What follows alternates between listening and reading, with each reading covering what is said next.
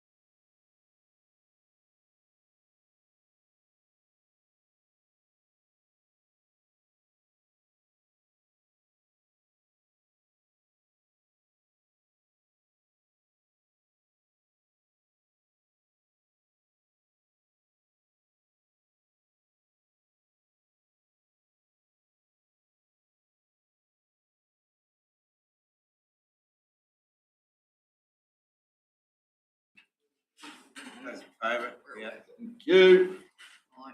Right. Now we do have some members of the public coming to join. Oh, here we go down there. Welcome. So next one is just an update on anything we did this morning that impacted on the bottom line of the rates, so that you're aware of that. Right, Sharon, you've done, there's not a lot of changes to all that discussion, but if Sharon, you could give us the starting point again and what do we end up with? Okay, thank you for that. So we started at 19.14% and we've made 3 changes along the way so far. And all in the water team actually. There was reactive maintenance dropped by 500,000, planned maintenance by 250 and salaries by 270.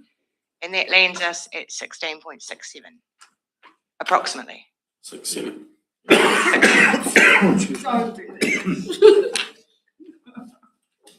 Okay, so Your Worship, we're up to fees and charges.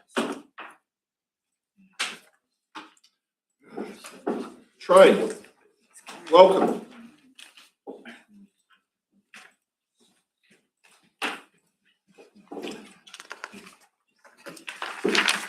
Good evening.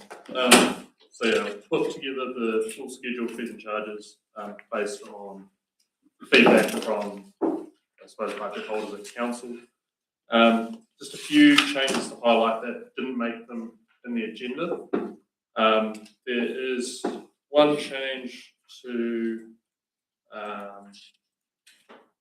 the building warrant fitness fee. So that's currently at 250 where it should be 245 an hour. So just a small $5 change there. And another fee to add under the regulatory resource consent ones is just a fast track pre-application fee. So that's a minimum deposit of $1,075, which is about 5 hours of work. And also the solid waste fees, Donna has said will stay as they are for now. Gives her team a bit more time to figure out if they need to go down for next year's fees and charges, but likely there's no reason to put them up anyway. So yeah, outside of that, happy to take questions. Questions for Trey. I'll start with one, Trey. Trey, I get this a lot since I'm from the rural community. What defines the difference between a rural non-working dog and a rural working dog? Personally, I can't answer that one. Okay. Please. But I didn't ask you, sorry. I can clarify this. Can you clarify, A councillor? a working dog is one that will move stock, Yes. and a non-working dog doesn't shift stock because ducks aren't stock. Because I'd question that. And is that a valid answer though? Like, both dogs will still eat, sleep? No, but if you use it to shift stock, it's a working dog. The question I get asked from a lot of farmers is, why the difference? The dog's a dog. About $20, I think, isn't it? Well, in here, they're proposing $22. Oh, it's gone. Yeah, there's a definition of, there's actually a definition because we get asked many times, Your Worship, so, of what working dog is.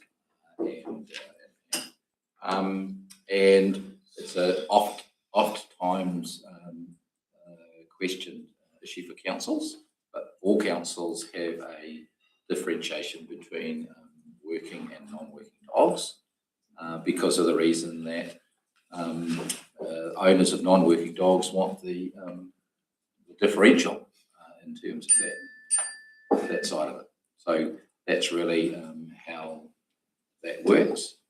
Depends what you're trying to achieve from it. Because all of it, again, like anything else, it's just an allocation of what the cost is, divided by the number of dogs and the categories of dogs. Councillor McKenna. It could be argued that the rural working dogs should fall under public good category.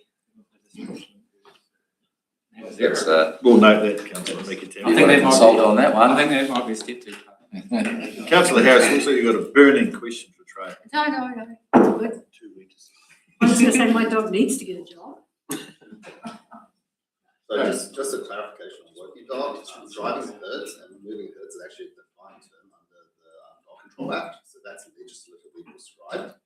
It's just that councils and territorial authorities can introduce further categories of working dog if it choose to under the Act. But in terms of what Councillor Graham was saying, stock, that's actually defined under the Dog. So your chihuahuas aren't stocked on No, because they only use shift ducks, and ducks aren't stock. Through you, Your Worship, so I just would like to point out, Yeah, because exactly. this has been controversial in the past, but we have adjusted our metered water rate to match our urban water rate. So it is going up from $1.94 a cubic metre to $4.33. And the whole philosophy when we increased that a few years ago was that it should be consistent with the urban water rate for water meter charging. So that will go up more than double for those who are commercial users who are using metered water, and just wanting to note that. We may get some feedback on that. But we have added a clarification in the fees and charges that it is based on the water rate, and some of the changes we've made today may well reduce that. We just need to remember to make those changes once we've confirmed that urban water rate for the consultation. Councillor Cathwood. I've asked this question a few times, but just in that page amendments, community housing, it increased to 6% as per the LTP 24-34 consultation. So are we coming to adjust that percentage rate at the next LTP, or because the 6% increase is not even covering the rates increase? Like substantially, so where's the shortfall in the cost neutral of our community housing? Where's that shortfall funding can it come from? Through you, Your Worship, we've already discussed this issue. Happy for Mike and the team to do an update at some stage, but we sort of locked it in at the last LTP, and we absolutely can look at it going forward and what it needs to be cost recovery. Rates are one component. There are a bunch of other components as well. I think last time I looked at it, the revenue was ahead of budget for the year, but that doesn't mean our costs aren't ahead even further. So take your point, Councillor Cathwood. We definitely do need to review that, and that'll be part of that LTP process. So then where does the shortfall come from? We'll have to, it sits in that account, and we'll have to take that into consideration when we're looking at what those rents will have to go up going forward. may need to be a catch-up. That'll be something for council to consider when you're looking at the LTP for community housing. Or you fund it out, but the LTP is when you would make that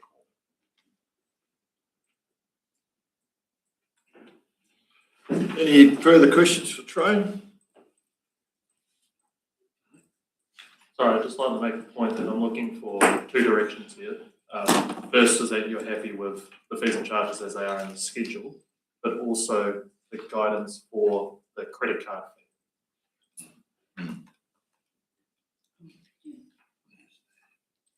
Now's your time to ask the question, because these changes will create a few questions coming your way from the ratepayers.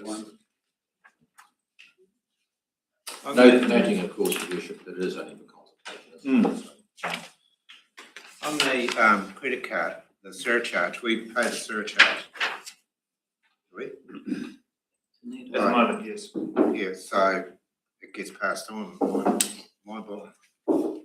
With the new legislation coming in, you can't pass on the in-person credit card fees. So that's why I've got multiple options there. Oh, right.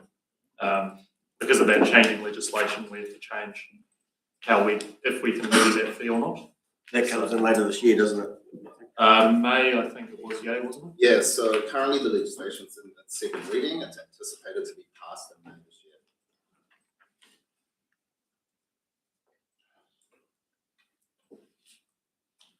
So 3 options on page 67. Option 1. Your Worship, just a question, please. What is the surcharge? Is it 2% or something? We levy 2%, but there's multiple different components. I think it's about 1.3 to the bank. And then there's, I don't remember the exact other portions that make up the 0.7, but yeah, the bank's the main one. So how often are people using personal credit cards to pay? Couldn't tell you that off the top of my head. Potentially that's quite a bit of work to figure that out. Okay. Well, maybe if there's $1 million coming in and it's 2%, it's quite a lot of money. If there's $1,000 coming in, it's not quite a lot of money, is it? So it's a bit hard to quantify. I was always a believer if you paid that way, you pay the surcharge. You can't. You can't. You can't, that's what Trey's saying. You can't recover it. Yeah, from my direction, the option 1. The option is the least cost to the council. Yeah. I agree. Option 1. And if they ask, then Well, would it be fair to say it's not less cost to the council, it's less cost for the ratepayer, because it's the ratepayer that pays? Yeah. That's right. Your Worship, the other alternative would be to add to the general fees anyway. It's still accept, like it says. There it says it.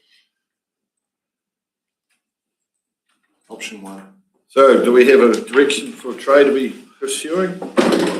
Please, councillors. Yeah, option 1. Option 1. Option 1. Everyone happy with option 1? Sounds like it's pretty unanimous there, Trey. Thank you for that. That's just credit card. No, that's right. Fees and charges. Next one.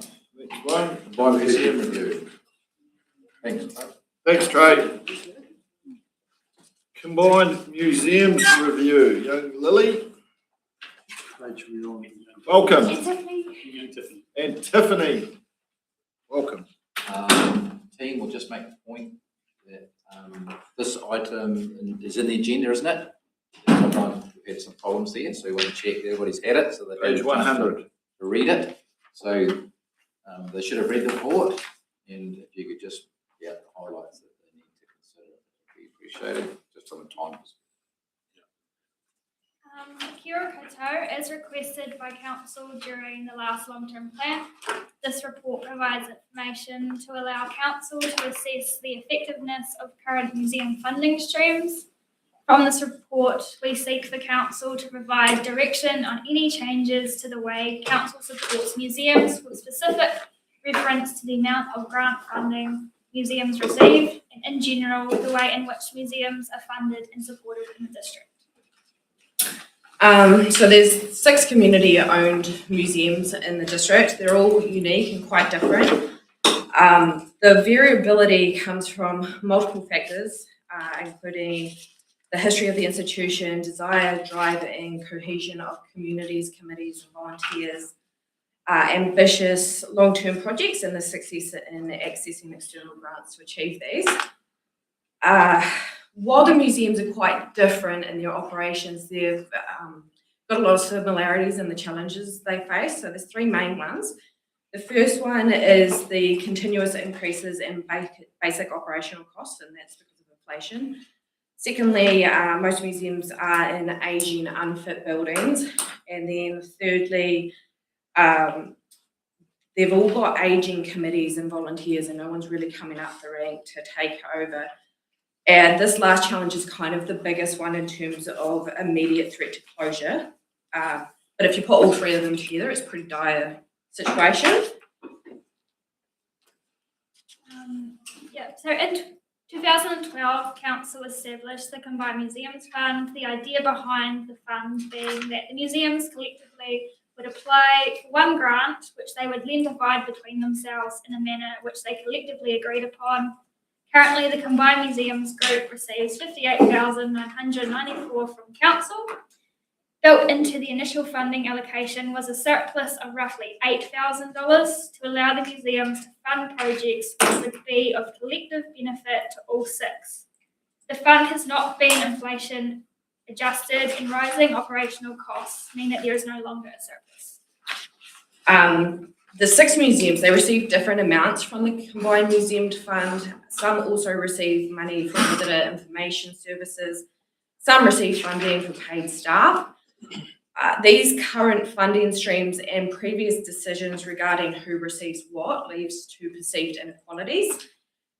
This feeling of unfairness perhaps would not be so keenly felt if the museums weren't in survival mode.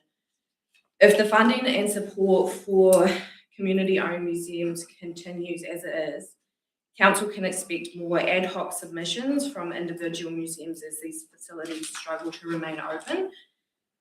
Council could look to increase the Combined Museums grant to help cover the increasing operational costs. However, without addressing the wider challenges, this would likely only be prolonging inevitable closures and the subsequent loss of the district's material culture and the knowledge and the sense of identity which comes with it.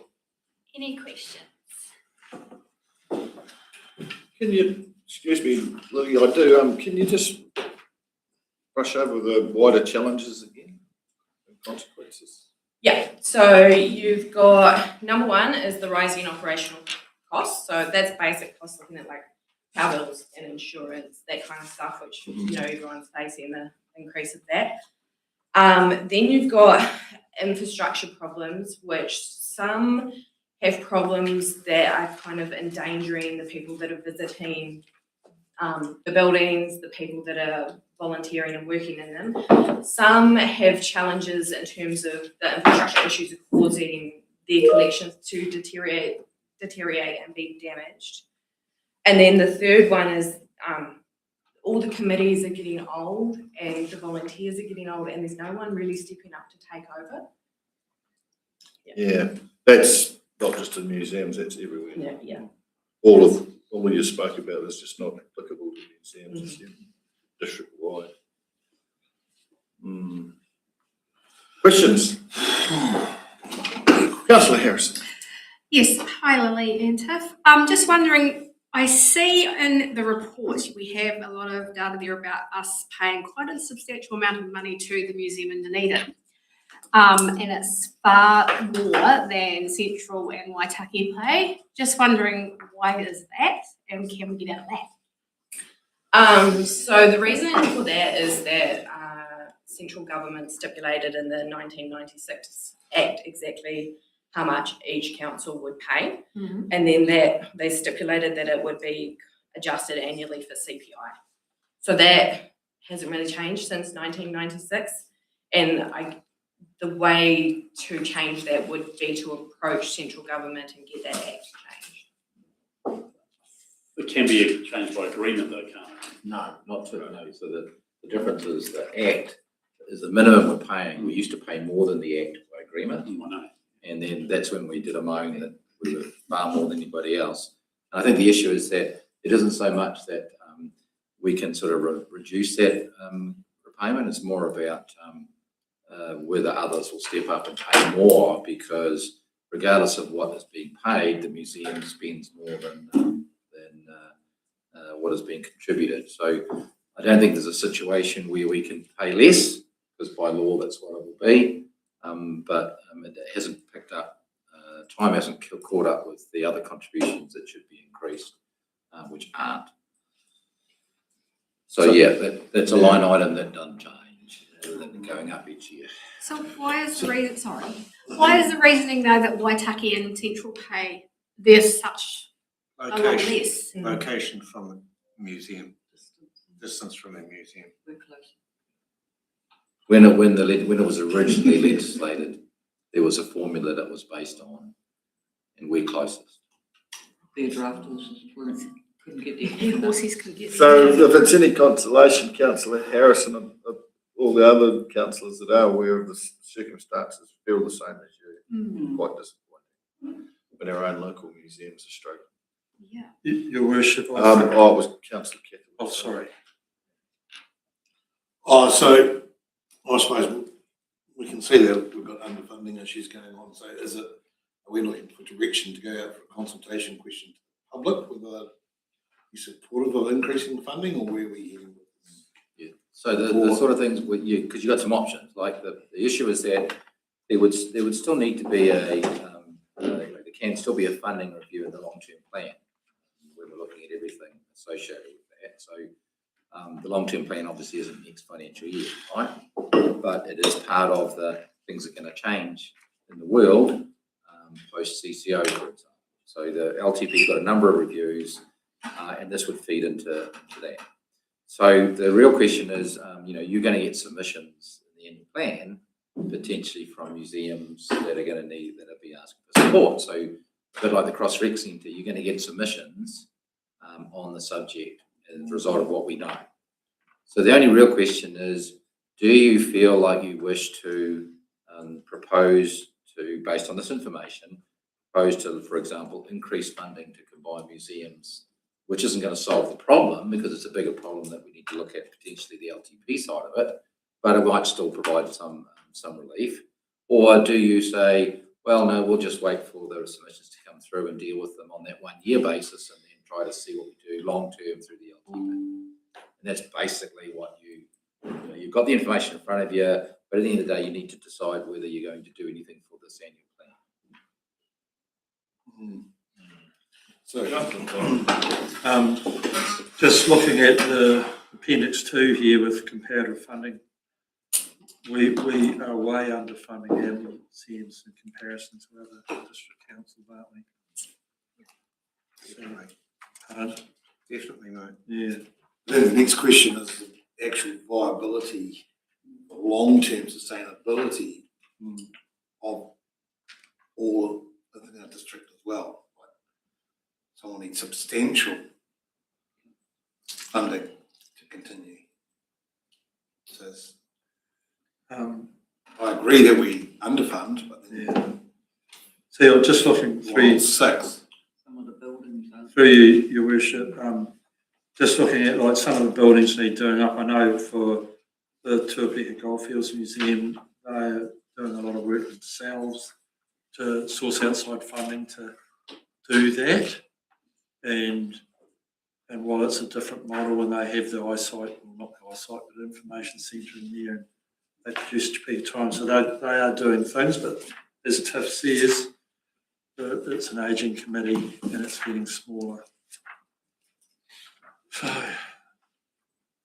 I think we should seriously look at increasing the funding. I think heritage is a big part of our district. It's one of our tourist attractions, especially in the Lawrence Tuapeka ward, that's for sure.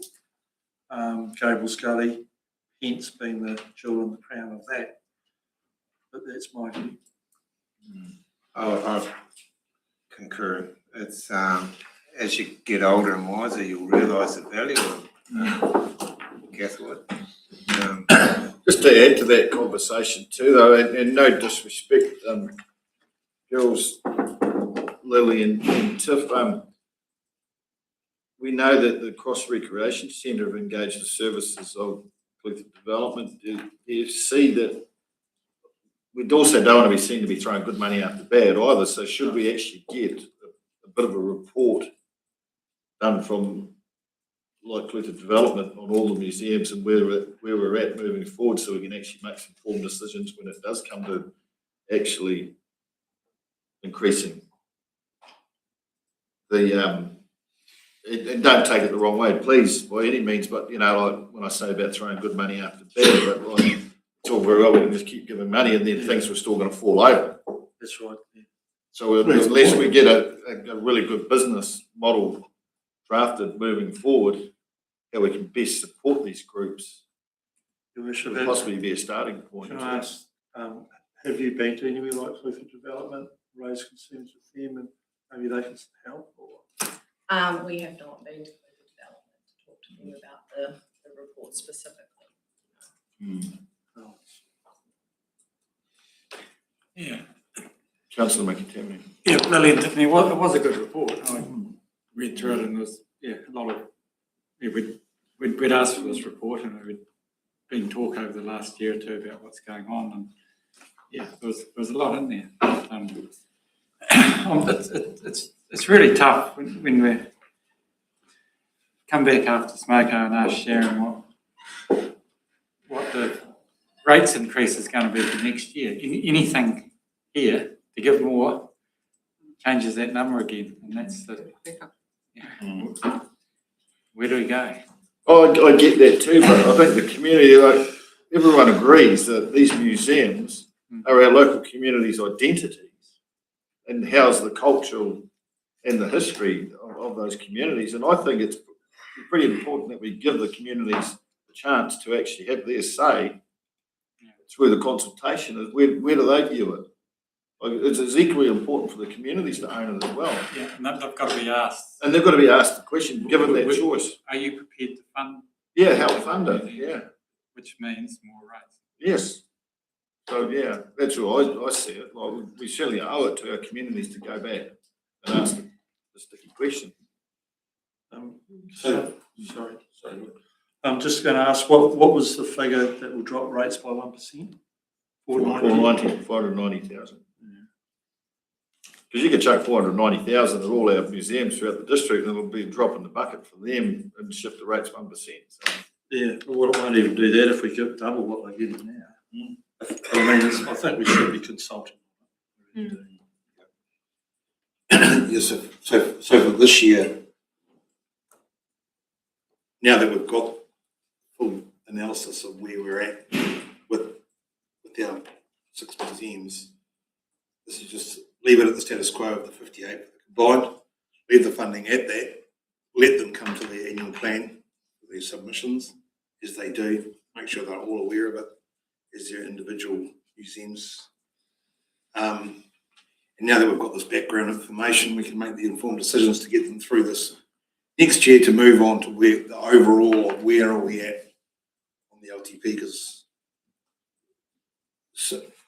particular museums, it wouldn't matter how many millions you throw at it, it's still not going to be enough, is it, to make them sustainable in the future. Yeah. We're going to be realistic. Through your worship, in previous years, I think the problem is we've never had a submission from the combined museums. I think, and that's where we were distributing the money, and we had problems that individual museums are asking for things like curator additional bits and pieces and things. And so the point would be, if we said, like instead of potentially going out and saying, you put a figure out of the year and say, we'll give this here, you could have a message that actually puts an expectation that there is a considered submission from combined museums asking for something, that then at least you can act on that in a submission process, separate from any individual one that's going to be doing it.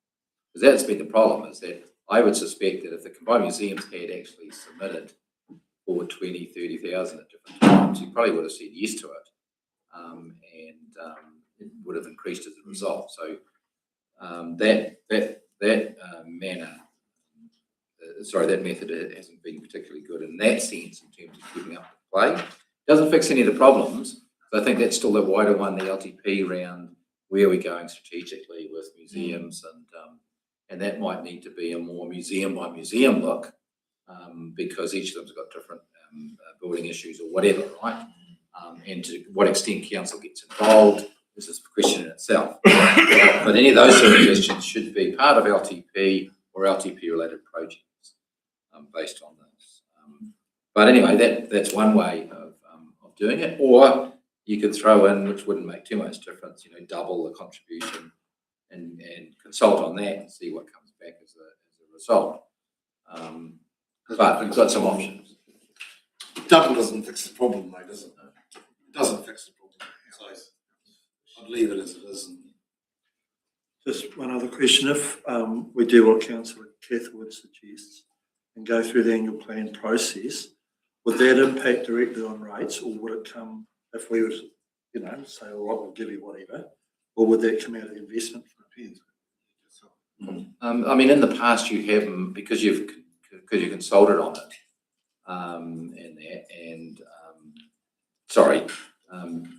if it comes through as a submission and it affects rates, you have made decisions that have impacted on rates at the annual plan in the past. I do recall things, so we're a bit reluctant sometimes on that, but it has happened that you can do that. You have other sources of funding too, particularly for only 1 year. But yes. So that's unusual. Yeah, we tend to try and not have like major changes in rates that we consulted on. Okay, that was answers my question. Yeah. Excuse me, but that it was mentioned double the rate. That wouldn't be considered a major impact. No, it wouldn't. Not as an impact on rates. No. So has anyone got any direction they'd like to provide Willie and Tiffany? Sorry, John, just before that. Yep. I just sort of, table 2 sort of concerns me a bit that, we can throw some paint at one and it's fixed, but there's another one there needs a whole new building.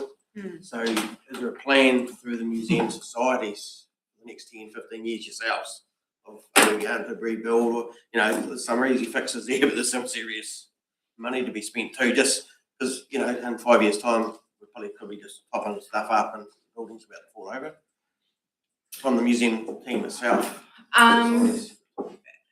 Collectively, I would say that they don't necessarily have a collective vision. Some of them individually have ideas around what they want to do in the future. But in terms of, you would need to be looking at reviews in terms of building conditions and what work is needed specifically with, the purpose of being a museum, and then operation models and conservation of collections, that kind of thing. Also, I think because the ageing volunteer base and that lack of resources to actually be able to do anything further with that. That's what I think, a more specific, detailed, investigation into it. Thank you. Yeah, through. I could see value in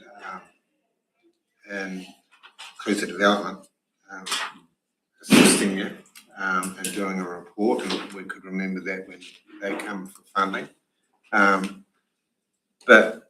And I would be fully supportive in doubling their contribution because they do struggle, and maybe something can come out of inclusive development's report that we can maybe able to help them in the future. Now, I think that the big issue is that, am I right in the one with the building issues mainly is the inclusive one? Yeah, it's in your report. And to an extent, the Lawrence one, they've got problems with it. Yeah, and it won't be long before the area, the ground that they're on is pretty valuable. I think it's going to be a prime real estate part of Belclutha CBD, so they may be able to sell up and shift somewhere else. Yeah, I mean, there has been discussions through your worship and that, but as the team is saying, the issue is actually the capacity of the decision-making team for that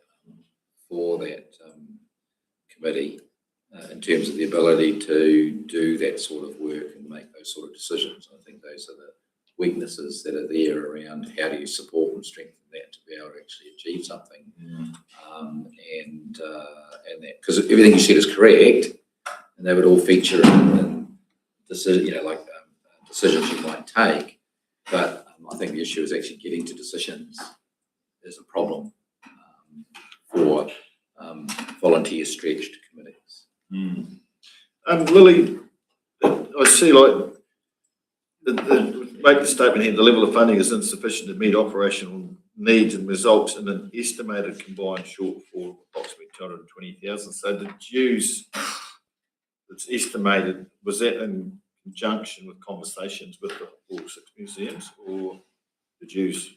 Yeah, so we workshopped with all 6 museums to get 90% of the information for the report from it, and we asked them for their operating, what they've been spending it on, and we've got the total of that, and that's the rough estimate of combined, that's what the operating expenses were in comparison to the $59,000 grant that we give to support that.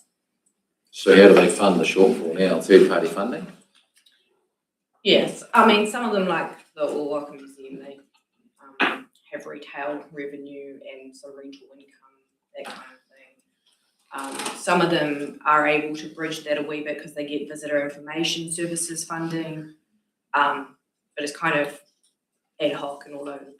So, so it's not a pure $220,000. Like if we threw $220,000, it'd be wrong to do that, right? Yeah. Well, if currently the difference is $161,000 and 6. So if we chucked it, yeah, it's an interesting one, isn't it? Even if we doubled it, like Sharon, how hard is it to chuck another $58,994? Then double it and on it and see what percentage that affects. Right, so it should be minimal, but then it's not even putting a Band-Aid on things, is it? For the short term. But if you've only been getting 58,000 for several years in a row, it would be substantial. Yeah. But then if we do that, doubled it, it's still going to come to the I know. annual plan with requests. So it's either one or the other, isn't it?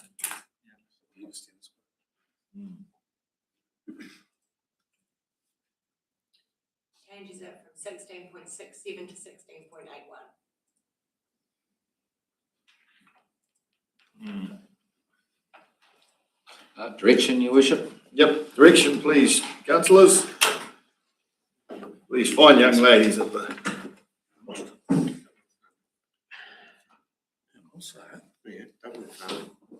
Direction for this year is to leave it at the combined, well, my suggestion is to leave it at the 58 and let the annual plan process come forward.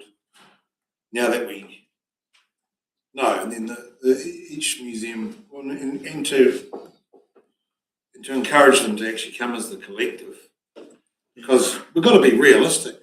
The Perth district, we've got 18,000 people on it, we've got 11,800 ratepayers. We've got 6 museums, some struggling substantially more than others. Ask the question, can we sustain 6, some struggling more than others museums?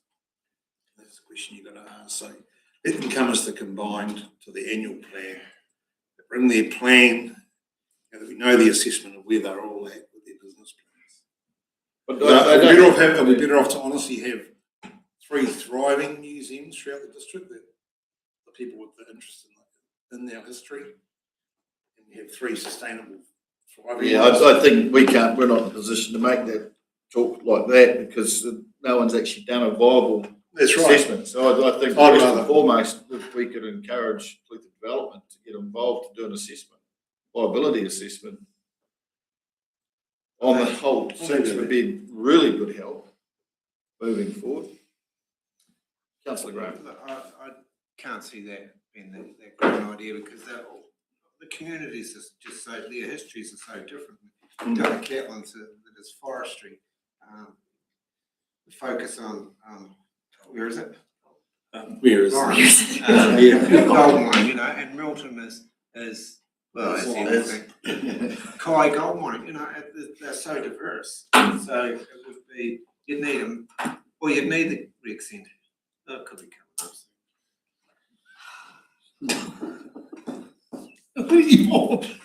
That wasn't very What was good that? information. Thank you, Councillor. Thanks for your point.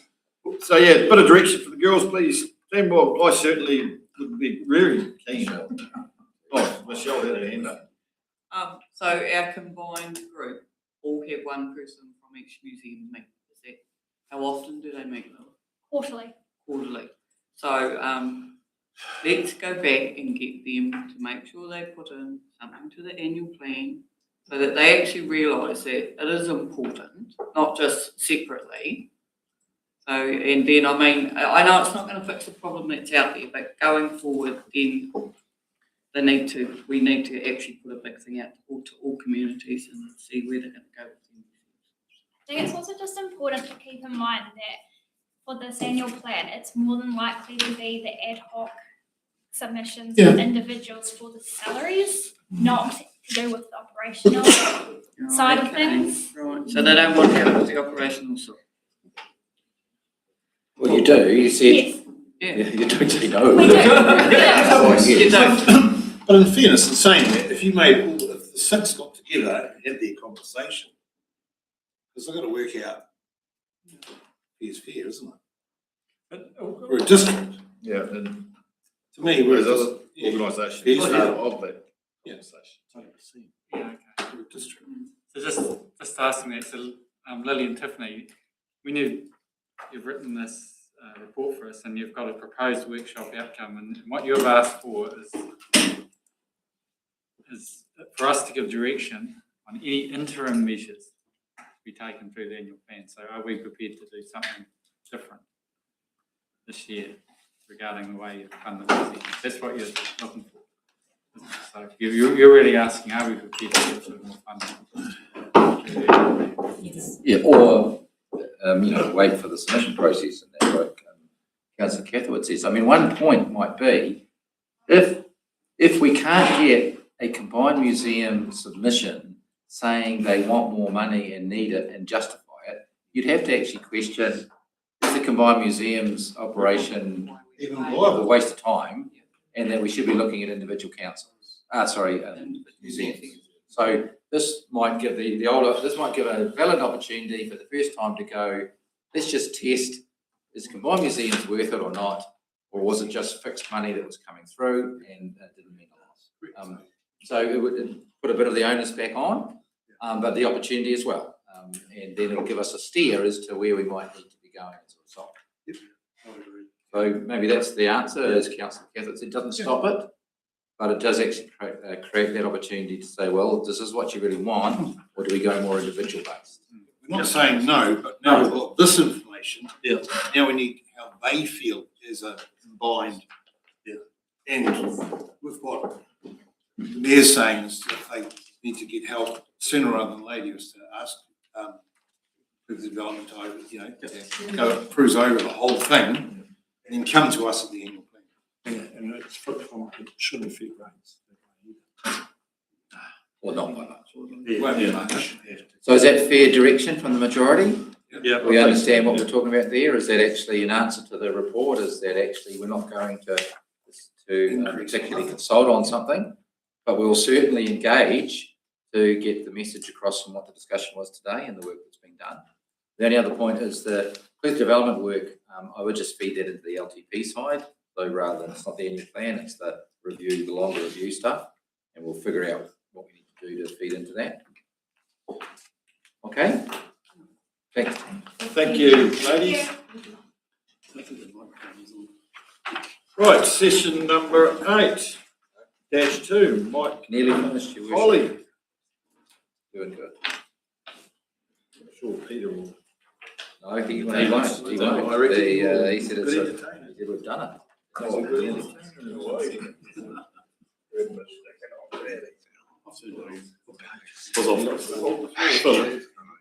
Welcome, Mike. Welcome, Holly. It's Holly. So, I think we're pretty happy to take this item as read. Really, it's just a concept that has been put forward. So, really, the question is whether or not to operate the pool next summer, and there's quite a bit of supporting information around that. I guess if you were to consider that closing not opening the pool was an option, then we would be welcome your feedback back on potential mitigation options around that. So how we might look to offset that, and on any other items as well. So happy to take questions.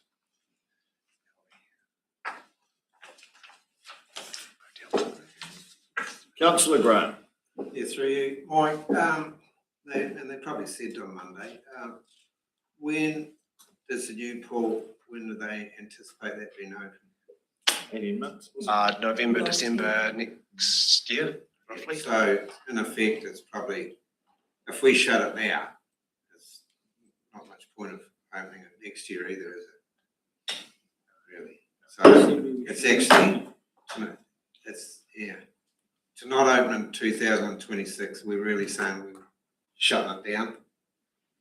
Yep, that's what we're saying. Yep. Until such time as the new pool opens, and hopefully that would be the following summer or part of, but it might not be. Mike, were you not confident to put that in the report as a recommendation? What, that you don't? Yeah. It's up to you. We're looking for your direction. We started with 9 months for Clutha when we did our upgrade and ended up being 18. So hopefully this project won't be like that, but it's unknown. But once you shut it down, I think it would be, I don't think off the park. Yeah. We struggle each season to restart it, so. Well, we've got the options there, so righto team. Councillor Smith, what do you got? I was quite aware of it because Bruce and I met with Mike last week and heads up with that in our portfolio meeting. So yeah, I think it's a no-brainer. We're going to cop a bit of flack in Milton, but it's Milton. Yeah, it's going to save a fair bit of money. It's costing money to run.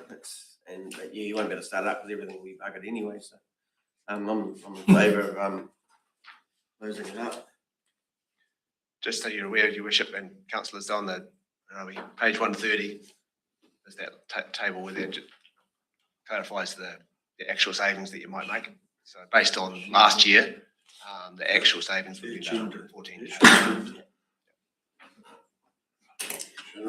Yeah, Councillor. No. No comments. Yes, it's for consultation. Yeah, so the community saving one, right? Councillor Harris. Happy for it to close. Councillor Kennedy.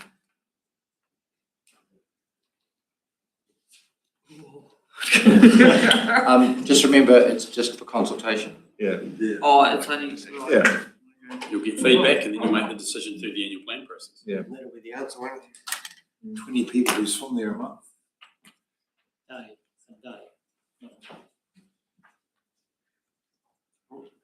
So just to, I'm We happy need the to. question, yeah. Yeah, my question is, what date would you look at closing it?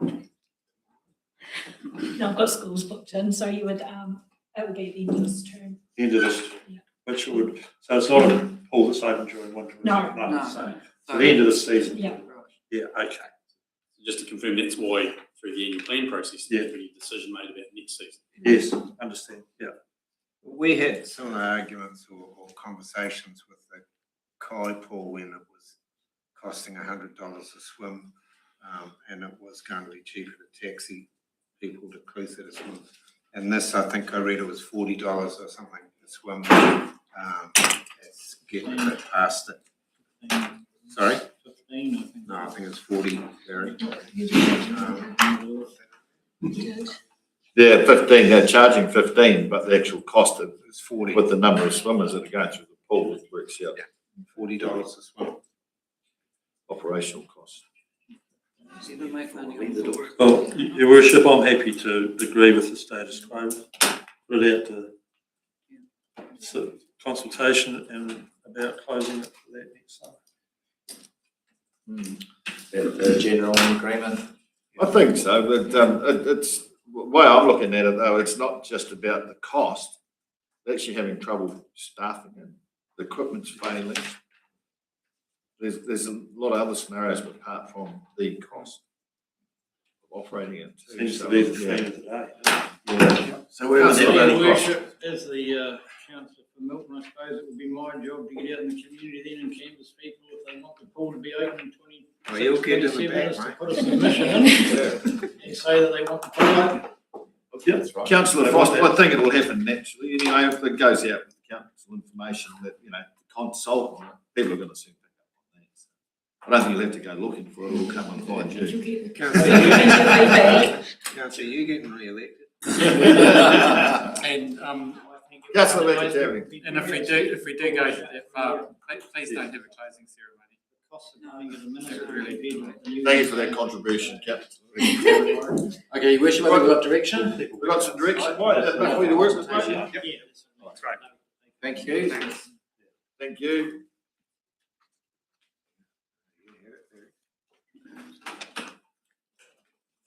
Right. We're almost finished. Almost finished, so now we're on to. Number's this one? 131. Peter Stafford. Welcome, Peter. You've been here all day by my side. Thank you, Your Worship.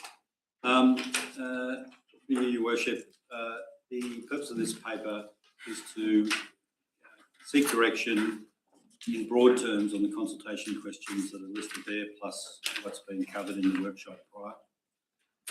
The final, the detail of the questions formed by this discussion will come back on the 5th of March in the form of a consultation document. We've got a number of questions that have been covered in those recommendations, which I'll come back to. To note in the report also, we'll be consulting on fees and charges necessarily, as we usually do, through a special consultative process. And there's reference to consulting on urban three water rating maps, the Tapanui Library. We had an item earlier in the day about voluntary targeted rates, which will be potentially we've been directed now to consult on. And I'm just looking for the rest. There's the proposed level of, not so much a consultation question, but I'll come back to that. I think. Okay, and the level of service, economic development in Milton Pool closure, which we've covered.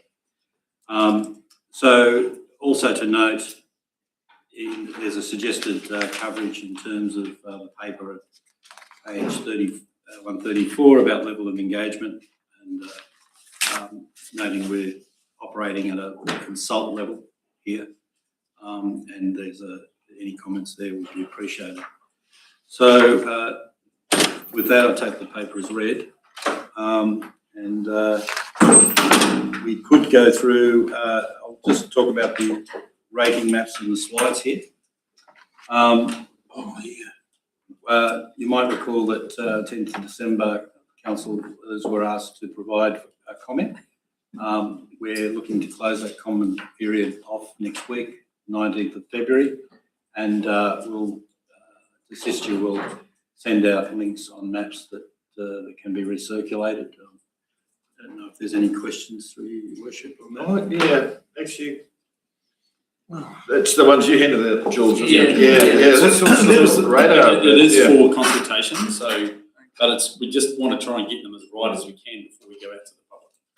So yeah, and even if you just can write notes on it and take a photo and email that into us, that'll be fine. If there's any areas where you think there out of whack, but it is for consultation, so we will get feedback from the public. There was one I thought. But you've got till the 19th, so you've got a week to come back for that, because we didn't send out a reminder. That was the map for water reticulation, wasn't it? Yeah, it's for the CCO Henry, isn't it? No, well, it'll be useful for the CCO, but it's actually for our half rating areas. Yeah.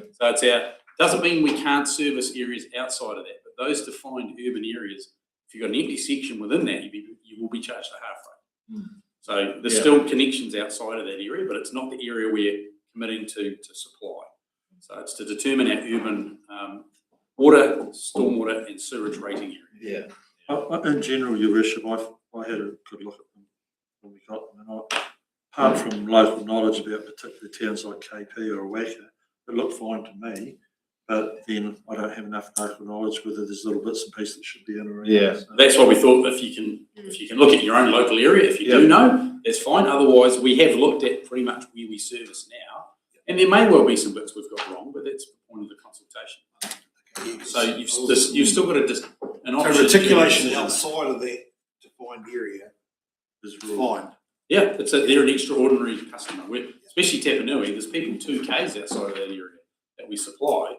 We're just not saying that's actually the normal service area of the urban area. Yeah, cool. So some of those areas that are starting to be filled in now, like Tapanui. Just extend the lines, I'll soon tell you if they're not meant to be there. No, but the issue is not the extension of the line. Well, you're right though. Yeah. They'll get a bill and then they'll hear about it. But also we have tried to follow as close as possible, mostly where we're currently supplying those areas, but also where the district plan is in a transition zone or an urban zone.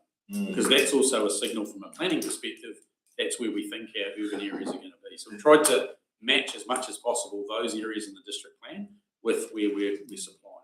Because that's where we've signalled there should be growth.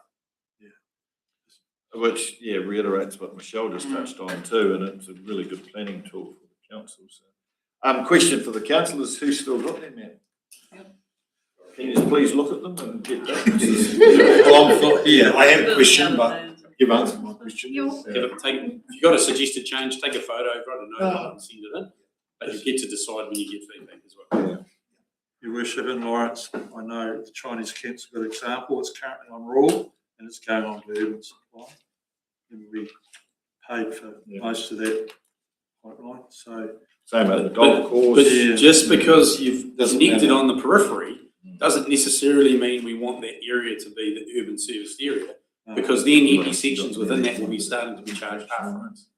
So it's not just where we've got connections, it's where we're intending the township to be, and that's why we've used the district plan transition and urban zones as a bit of a guide. In this case, I don't think council will charge us that. So will there be times where the boundaries go out? This is the process to do it. Because I know over years, Tapanui has shifted. It's changed. It hasn't changed a huge amount. There's been extensions to connect people. But the annual plan is the time to do it. And it's just, we just don't want to have an area that's included and you guys go, the locals have told me there's no way that should be developed as part of the township. You shouldn't be included in that. We just don't want to go out for something and then there's local knowledge about why that shouldn't be included.